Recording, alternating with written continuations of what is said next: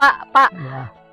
Pak Yori ini kan dari bawah tuh cerita apa segala macam. Saya pengen yang bikin saya penasaran itu Bapak taunya dari mana cerita-cerita ini? Kalau ceritanya ini memang secara legenda kita diceritakan turun temurun, Ibu. Turun temurun, kebetulan ada yang nulis, bahkan cerita dari anak beliau sendiri yang kebetulan Ibu Nila adalah seorang penulis yang di Jogja sana.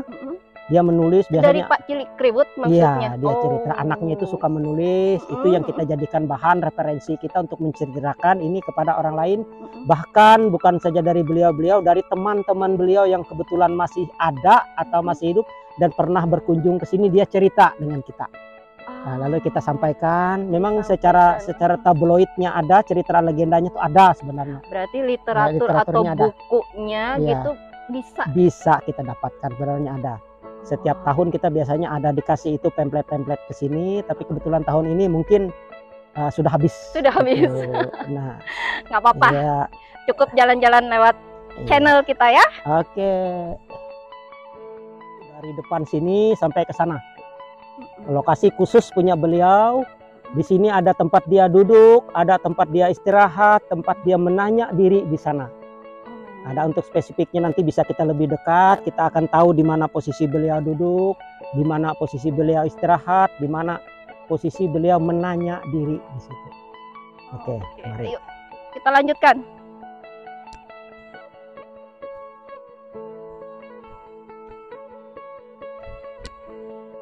Tempat duduk beliau, kalau dia bersemedi atau bertapak di sini, dia duduknya di sini. Yang kemarin kita sempat praktek itu ya. Ya, coba silahkan Mbak, kalau mau dicoba lagi silahkan duduk di sini, dirasakan aura yang ada di situ. Di tempat beliau duduk seperti itu dia duduk. Saya nggak tahu tapi yang pasti. Iya, kakinya ke sini satu, dia dua kakinya ke depan, dia duduk di situ. Nah itu, dia bersemedi tidak seperti orang yang berlipat tangan, tangan lipat kaki segala macam, dia duduk, dia tidak, dia duduk seperti itu santai. Nah, kalau apa yang dia inginkan nanti dia sudah ketemu dengan leluhur, dia akan selesai. Nah, bisa juga dia berlangsung lama, bahkan sampai 40 hari mungkin bisa. Nah, tapi tergantung apa yang dia temukan gitu. Nah, terasa di punggung pun terasa auranya ada panas-panas yang pasti. Nah, tempat beliau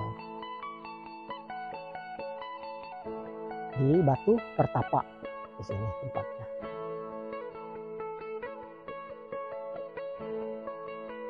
Batu gaib, batu yang dianggap tempat bisa keluarnya benda-benda mistis di sini. Batu kecil yang dianggap bisa memberikan petuah bagi kita. Sayang ini Pak ya, kok sampai jatuh gini ya?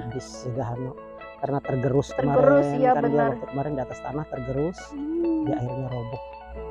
Jadi ini batu yang bisa memberikan ya benda-benda pusaka ya Pak ya. Di sini. Karena dulu dianggap benda pusaka beliau itu Pak Cilik Kriwut itu dapatnya di sini.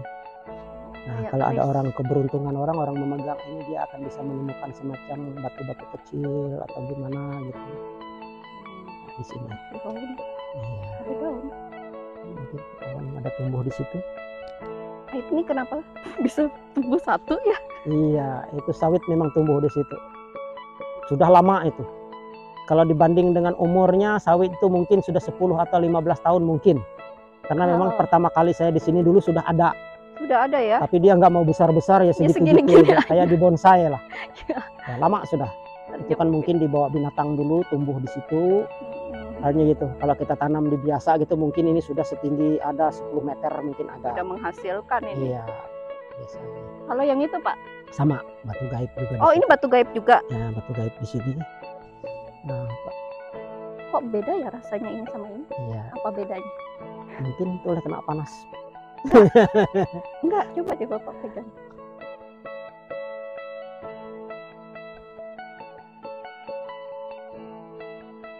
Iya. Beda kan? Iya.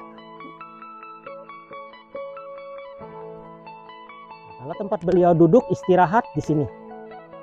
Tempat beliau istirahat, tempat beliau memanggil roh-roh leluhurnya di sini. Tempat istirahatnya. Iya, istirahat, tempat beliau tidur. Karena dia sebelum dia pulang segala macam, dia menunggu orang tuanya yang sedang berkebun, berladang di sekitar sini, dia tiduran di sini. Nah, di dalam sini rasanya akan lebih dingin kayak di dalam AC lah di sini. Oh ya, Iya, silahkan kalau mau dicoba silahkan. kita coba ya. Nah, biar kita tahu rasanya gimana dingin. Dia tidurannya di dalam sana. Nah, di situ pun sudah terasa agak dingin rasanya. Dingin. Nah, dingin karena memang di dalam goa ceritanya kan dingin, adem. Dingin, benar-benar dingin loh. Nah, dingin silahkan. Adek kalau mau masuk silahkan adek dalam. Nah, dirasakan dingin ademnya di dalam. Nah, dingin kalau dek kayak di AC. Nah, kalau dia tiduran seperti itu, kepalanya ke sini. Ke sini kan, Pak? Iya, kakinya ke sebelah sana. Kalau yang ini namanya batu nyapau. Batu nyapau yang artinya adalah atap. Sapau kalau orang bahasa Dayaknya, sapau itu atap. Atap. Ya, di antara 3 batu ini ada batu bulat yang agak bulat ini. Di sini ada batu yang memang bila kita pukul akan suaranya seperti gong gitu, mendengung. Nah, di antaranya ini memang setiap orang biasanya lain-lain. Lain-lain dia pukul yang itu mungkin yang itu bisa bunyi, dia pukul yang ini bisa bunyi. Tapi kalau saya di sini dari awal dulu saya selalu memukul batu ini. Oh ya? Ya, memang pernah saya coba-coba ternyata saya nggak ketemu di situ. Kalau orang lain mungkin bisa ketemu. Kalau saya pukul ini dia akan suaranya seperti gong gitu. Mukulnya gimana, Pak? Kita Harus pukul keras? seperti ini gini aja, nggak terlalu keras pun kedengaran. Nah, Oh, batu istimewa di sini. Ini jarang orang pemandu di sini pun jarang bisa jarang cerita ada yang ini. tahu ya. Ya, di sini karena dia di sini memang tugasnya Cilik Riwut dulu menurut cerita yang pernah saya dapat, dia Memberi bertugas tanda. untuk memanggil roh-roh leluhur yang ada di sini karena beliau tuh sering memberi semacam sesajen di meja itu. Itu seperti meja. itu. Sebelum dia tuh dia pukul ini. Dia panggil ini sampai ke arah Bukit Raya sana, Hulu Hilir sana akan terdengar suara. Nah, suaranya akan kecil di situ berarti lain. Kadang-kadang setiap orang beda. Nah, kan Mbak yang pelan aja gini sudah lumayan hari ini. Nah, apalagi kita akan lebih keras. Coba Nah, kita coba aja yang mana, tapi biasanya kalau saya tuh ini. Dari dulu dari awal saya di sini ini. Nah, tidak akan ada suaranya. Nah, di sini pun dia pelan sudah bung, bung. Kalau dengan orang yang punya kekuatan tersendiri, dia akan bisa terdengar sampai ke puncak Bukit Raya sana. Ceritanya begitu. Tapi aku penasaran dengan ini. Ya.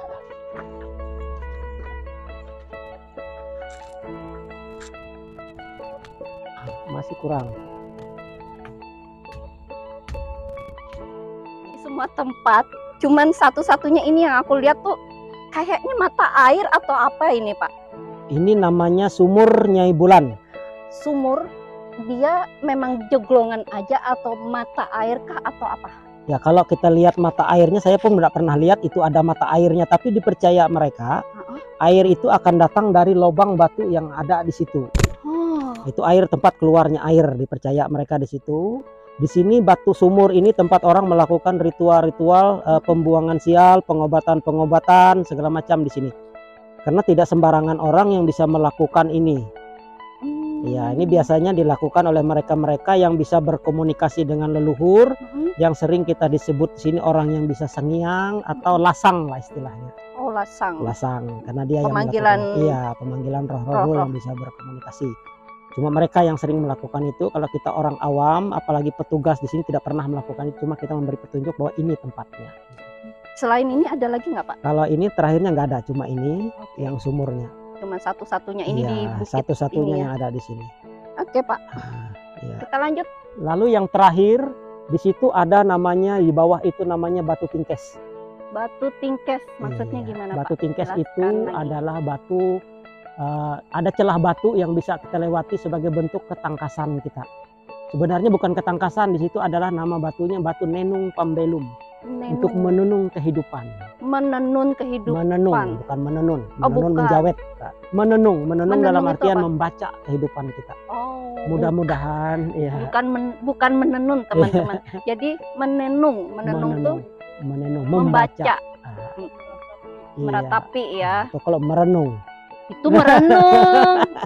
Gimana menenung, sih? menenung, nenung menenung. pambelum kalau orang Dayak bilang. Itu menenung kehidupan. Mudah-mudahan dengan kita lewat celah batu itu, apa niat keinginan kita bisa terkabul. Gitu. Amin. Ya, di situ. Lalu yang paling atas di sini ada namanya batu kamiak. Batu kamiak itu adalah batu yang dihuni oleh burung kang kamiak, burung hantu, sejenis burung hantu yang bertugas menjaga di lingkungan ini. Dia bila ada hal-hal yang tidak senonoh, hal-hal yang tidak baik kita perbuat, burung hantu itu akan keluar dan akan menegur kita. Nah, itu dua ikon Bukit Batu ini. Yang pertama tadi di sana adalah sumur Bawin Kamelu. Yang terakhir di pojok ini adalah Batu Tingkes atau Batu Nenung Pambelum. Batu Tingkes dan Batu Nenung Pambelum. Iya, atau Batu Nenung Pambelum, bukan dan atau Batu Atau Nenung. ya, Iya. jadi dia ditumpuk. Iya, di celah di belakang sana ada celahnya, Bu. Ada celah yang bisa kita lewati. Nah, ini dia bikin penasaran. Penasaran kan? Nah, ini kita memasuki namanya Batu Tingkes atau Batu Denung Pambelum. Nah, ini dia.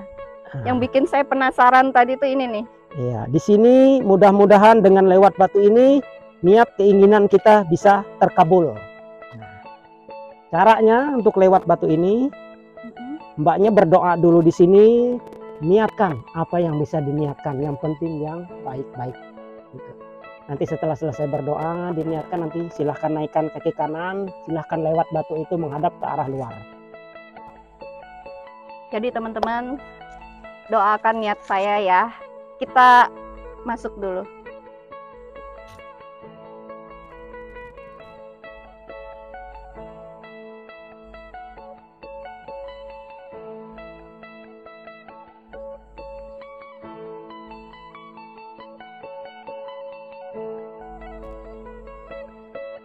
Ya, naikkan kaki kanan, cari tempat pegangan di mana ada celah batu yang bisa dipegang.